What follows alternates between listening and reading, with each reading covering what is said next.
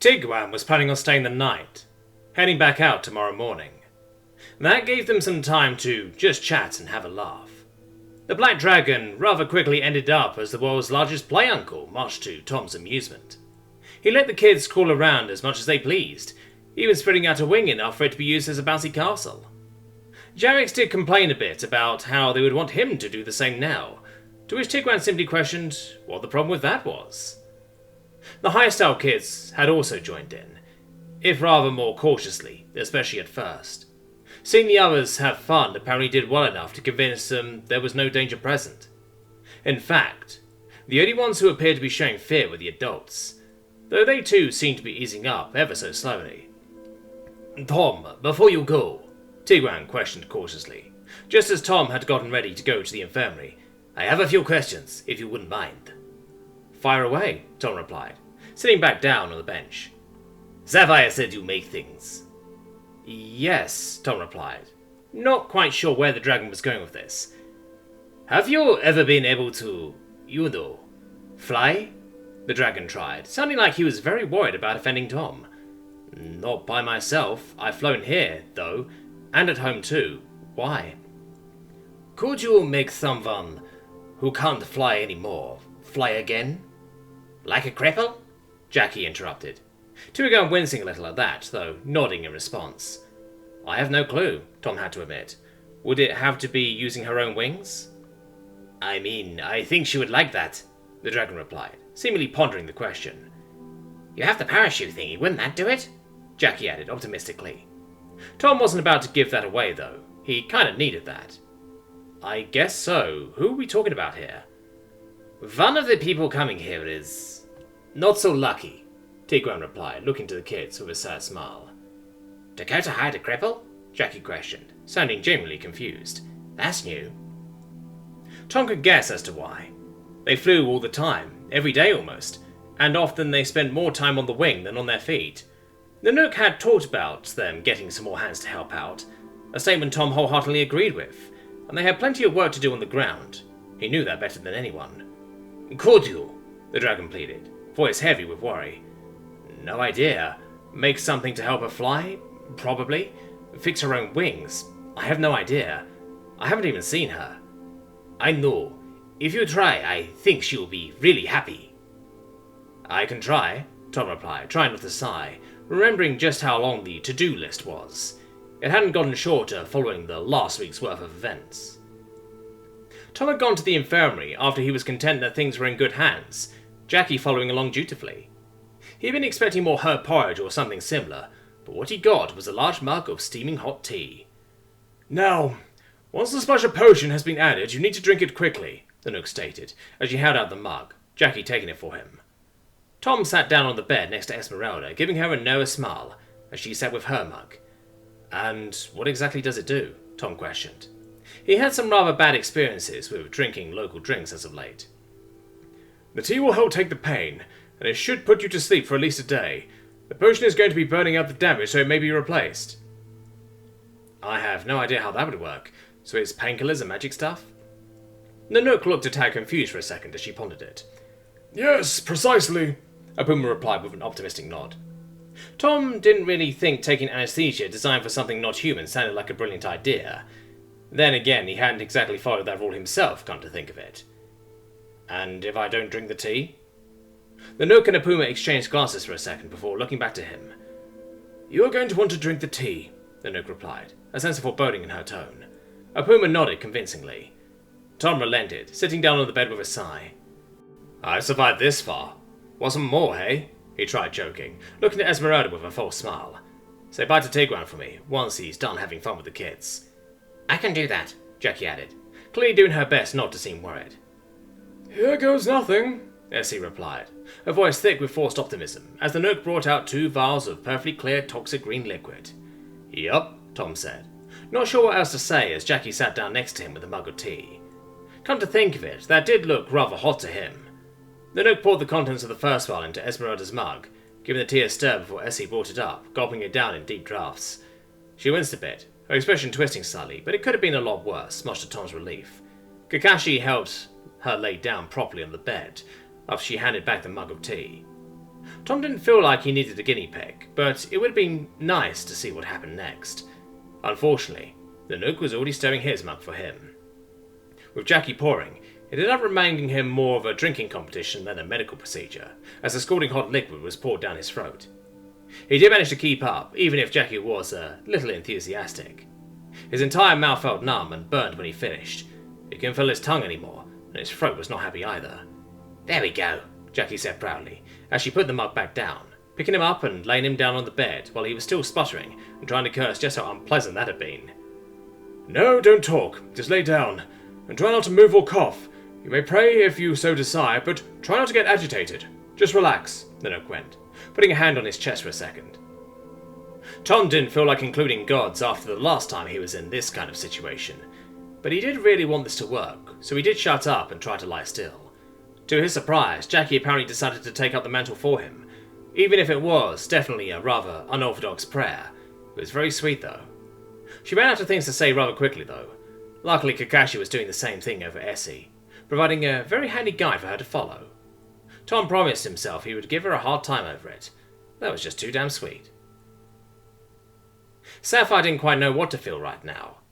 They were about to witness the death of possibly the person she hated most, at least in recent memory. The shock hadn't really worn off yet following the court case yesterday. It felt weird. They had wanted this bitch dead for weeks by now, and worked quite hard to make it happen. And now, they were here. She clearly deserved to die too. Not only had she tried to wipe their keep off the map, she had, admittedly probably not intentionally, wiped another keep out completely, or at least removed their last chance of survival. She was guilty of treason, in Sapphire's mind, on more than one account, and she had tried to kill them more than once by now. They now stood as part of the sizable crowd of people who were holding stones waiting for the bitch, or Ursula as she was apparently called, to be brought out to face her judgment. When the executioners came out, dragging the screaming bitch along, Sapphire made up her mind. She had nothing but contempt for that stain upon their people. The bitch screamed and begged, going back and forth between attempting to bribe the executioners and whoever she managed to maintain eye contact with, to screaming out curses, damning them all to eternal suffering, or claiming they were servants of evil, out to get her. Her expression was downright manic, to the point she was nearly foaming at the mouth, and her eyes no longer those of a sane individual. She had seemed rather unhinged before, but this was something else. "Looks like the Inquisitor took a toll," Balathon said quietly, with a bit of a chuckle. "Might as well put her out of her misery then," Dakota replied, voice stone cold as she walked forward. She was one of the main victims of the bitch's crimes. Being the representative of both Bismarck Keep and Esmeralda, she was going to be one of the people to break the bitch's wings. As was tradition, her crimes were listed, along with the results of her actions and all those who she had wronged. A moment of silence being given for those who could not be here today. Among the people present were a large amount of family and acquaintances of the people of the Lost Keep, as well as representatives of the Royal Guard, Victoria, and a few other members of the HFY family, including both the Lord and Lady. The last words the bitch got out before the beating began was a pitiful plea for mercy as they laid into her. The bitch was not much of a physical specimen, and was quickly forced to the ground as they set about maiming her for life. Not that she had much left. Sapphire was very glad they had not brought Ray along for this part, after what Ralex had told her yesterday. When the bitch was left, a jabbering broken mess, the procession began. Everyone who was wronged by her would place a stone in the sack that would weigh her down as she fell. Sapphire wanted to come up with something clever to say as she put in her stone, to help doom her fall, but it was clear the bitch was in no position to appreciate it anyway, so she just spat at her. "Well, at least you get to see him again," Balathon quipped as he put in his stone, seemingly pleased with his contribution. Dakota had just chucked her stone at the bitch's face and turned her back, walking to their place. They eventually ran out of places to put the stones, many electing to just throw them at her instead. One man had to be restrained after he tried to beat the shit out of her, which he was allowed to do for a bit. But with the ceremony over, the executioner walked up in front of the bitch, and with a firm kick to the chest, sent her flying off the edge, into the nothingness below. "I guess that's that then," Sapphire let out, breaking the silence as the scream of the traitor slowly faded into the distance. "And good riddance," Dakota echoed. They had taken a bit of time to exchange condolences with the victims. They hadn't stayed long though, but they had preparations to make. Victoria had also made her excuses not long after the last flight, though the rest of the Hashors did hang around for a bit. They had only had one full day to get to know the 2 Huntresses before the trial, but as timetables were, that was all they were going to get. They both seemed nice enough, if rather curious about everything that was going on. Sapphire had been a little worried this was all going to scare them off, but they would learn the truth eventually anyway. Phospheno grew increasingly excited the more she learned about everything that had happened. She clearly had both spark and spine. On the matter of fighting, she had apparently been training to become a lancer, and considered going mercenary after she was denied entrance into the Royal Guard. As it stood, she had gone for racing in various sports, and signing up with the militia instead. Belinda was a tad more curious, taking the news with more thought than excitement. She didn't back down, though her skepticism was growing rather quickly. Her expression betrayed that she was seriously doubting what they were saying, despite acting very politely. The promise that she would get to see for herself soon enough did seem to alleviate her concerns, though. They had gone to see the families of the 2 Huntresses they had recruited, or as it turned out, as close as they had to it. The visits were mostly a formality, though they did exchange locations, means of contact, and other such useful information, and the contracts were signed. There hadn't been any objections to the 2 girls going off on their own, though the 2 of them had broken the news prior to the visit. There had been some concern about the rumours that Frontier keeps falling left and right at the moment. The notion they had already repelled such an attack and had a dragon stationed to ward off any future attacks, not to mention the area was getting scoured for any trace of the enemy, did a lot to alleviate the family's fears. It wasn't like they could stop the girls anyway, and they had made their choices. Belinda and Phospheno would have one last night with their respective families before they were going to depart tomorrow morning. They were going to be put to work for the rest of the day, though. There were a few complaints as they spent the afternoon lugging crates around to get ready for departure, but all in all, Sapphire was pleasantly surprised by the 2's work ethic. It was a truly staggering collection of goods, though. Belinda's doubtfulness of some of the boasts they had made receded in exchange for questioning just how it was true.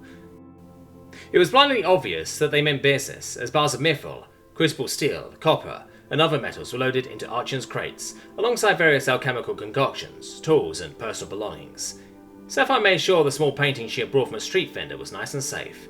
It had cost her a fair bit, but it was a very nice piece, depicting the cliff as seen from above, with the palace at the top. There were even a few dragons and smaller flyers dotting the sky around it.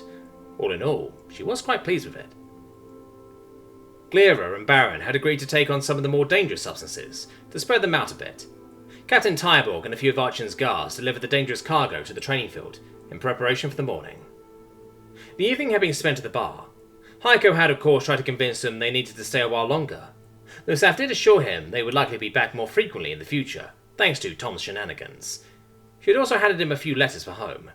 Someone from Volitzer Keep was bound to swing by to take them along at some point. Next morning, they had been up bright and early to eat breakfast and get their things packed. As it turned out, they hadn't needed to. Linkossa had arrived, rather late by their standards, with 2 aides hauling along both a chest and several bags of things. "Travelling light, I see," Dakota jested, as her sister set down her bag with a sigh. "Sorry, I swear it's not all my fault. Lady Ashani let me borrow a lot of nice equipment. There's even a telescope in there for some reason." Sapphire and Dakota exchanged glances for a second. Why the hell does she need a telescope? Sapphire questioned to herself. Though if Linkossa said, "for some reason," then there was no way she actually knew, so no use in asking. "Well, we can ponder that when we are in the air. We are late as it is," Dakota broke the slightly odd silence. The 2 aides were clearly relieved to have some of the load taken off. The chest meant no flying to the guild, though, so they needed to get moving. Tink and Junior had been waiting for them at the guild, also bringing a sizable amount of cargo with them. With everything else having been prepped the day before and plenty of hands available, it was a short matter to get Archon loaded up for the trip, even if the venerable dragon was less than pleased with the load. They had 3 others to help take the load, though, so the trading duo wasn't too worried, as Volson went about making sure everything was nice and secure. Coming in over the training fields, the rest of the wing was also still busy getting geared up. That is to say, Baron was ready to go and currently sitting there looking a tad bored, and there was a young green dragon at his side, looking rather stately. Glera was lying on the ground, her crew busy with her armour, as well as a sizable amount of different equipment and boxes of cargo. "And we were wondering why Jarix was that pleased about the machine gun," Sapphire let out, as they came into land. "Yes, she likes her toys," Archon replied, sounding a touch disappointed. "At least my son prefers keeping his back clear." "Well, she does have a rear ballista," Dakota pointed out, also looking at the odd combination. Glera was clad in very well-worn armour, deep gashes and howled out dents and other repairs riddling it. It seemed to be very well made, and the repairs were thoroughly made. She was carrying a rear-facing ballista, much like Baron. Her helmet was equipped with a huge blade running down her snout and up her forehead like a spine, seemingly destined for ramming into a target. She, of course, also still sported the huge tail spike. Whatever you do, don't smoke near her. Those boxes on her side are full of bombs for her crew. Lunatics, every last one of them, Archon let out as they sat down, walking over at a leisurely pace. You know I can hear you, right? Glera replied, not looking up from where some kind of mechanical device was being strapped to both her forelegs. Of course I do. Are you planning on blowing up again? Hey, I wasn't the one who handed me even more flash powder, and gel too for this trip. What do you need all this stuff for anyway? You can ask our son about that when we get there. I'm guessing he knows more about that than me by now. And willing to give a straight answer, I hope, Glera replied, as she lowered her head to let the crew fasten the straps on her neck armor. Don't be too hard on her. She did drop the harpoon for this one, Baron added, with a bit of mirth to his voice. Ha ha, Glera protested sarcastically. We tried. It didn't work. We moved on. No need to rub salt in it. I'm still bringing the nets, though. I have not given up on that one yet. True to her word, large sections of folded-up netting were hung from her underside, seemingly rigged to be dropped at will. What about you, Gravy? Ready to give some scallywags a good spanking? Glera questioned, looking towards the younger Green. We'll find them and pose them as we've been ordered to do, the Green Dragon replied, maintaining her very dignified pose, Baron cracking a proud smile.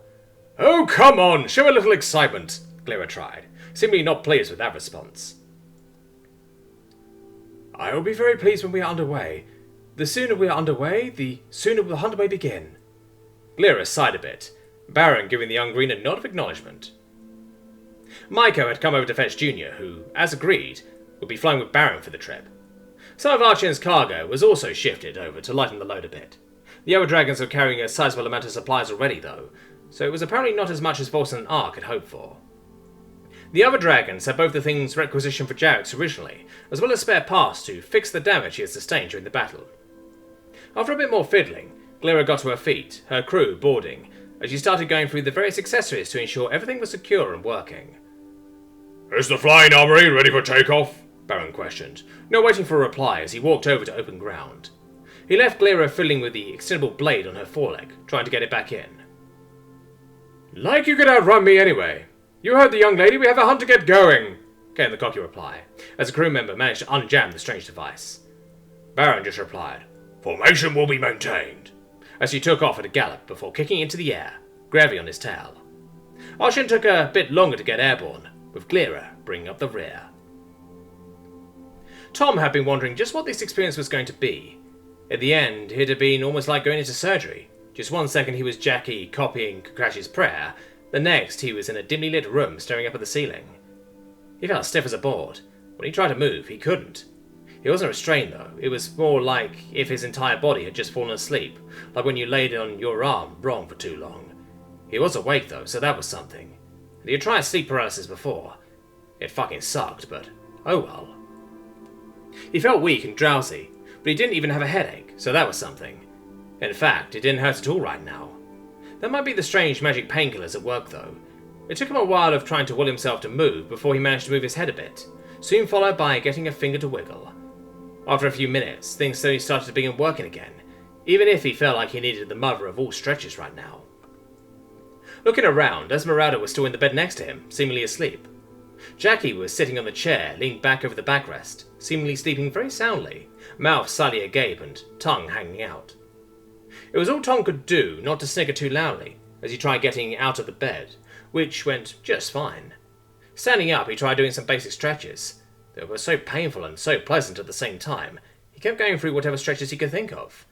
Then came the big test, as he held up his hand, finding it perfectly steady. What they wouldn't give for this stuff at home, Tom mused to himself in amazement. If anything, after a bit of time running his hand through the motions, it actually felt better than before. Chuckling to himself a bit, he contemplated scaring the shit out of Jackie, though he didn't know if that might wake Esmeralda. Instead, he just went over to admire the improbable position she was currently in, her head actually pointing at the ground behind the backrest. He wondered just what he might be able to get away with without waking her up. He had to start out with the classic, boobing the snoot with a single finger. To his annoyance, her eyes slowly opened, looking at him curiously. Thinking quickly, Tom decided to have a little fun anyway. This is a dream. I'm here to give you guns and explosives. Wait, what? Oh, you little shit, I'm not that dumb, Jackie let out, giving him a shove to the shoulder before she got to her feet. Tom shoved her a little, pointing to Essie with a smile. Oh, don't worry. She won't wake up until it wears off. Believe me, I tried singing, calling her names, even playing Kakashi's violin after he was done playing for her. I'm not very good, Jackie added, while looking him over. How do you feel? The Nook thought you would be out for at least a day. Pretty good, Tom had to admit, holding up his hand to show it was nice and steady. Real tired, but I think it worked, somehow. Ah, hell yeah, Jackie let out, taking him into a very tight hug, lifting him off the ground. Next time you go drinking, I'm tasting it first. Jackie, I don't think you would notice, Tom replied, getting one hand free to pat him on the shoulder as he dangled from her embrace. Then I'll keep proper alcohol on me all the time to fix it. That's very sweet of you. I'll try and make a new warhammer for you, one that doesn't break so easily. Don't be daft, my mum will make that. A bit of teasing about the old one breaking would do it, I think, and you know what I want you to make. I can hazard a guess. They had let Esmeralda rest, fetching Kakashi to let him know it was his turn to sit watch. The guard had gotten up in a hurry, managing a few excited questions about how Tom was doing, clearly delighted with the news the concoction had worked. After some convincing that, despite just having slept, Tom was in fact still completely knackered, Jackie had relented to just sleep away the night in her bedroom. It was nice to just cuddle up, on the one-person bed. Once again able to just not worry at least one night. No one was in danger, they were safe, more help was coming, and Jackie was so nice and cool under the blanket. And the morning held promises of a bit more time with a truly hilarious dragon, all the kids, and finally getting to work on that slightly scary to-do list.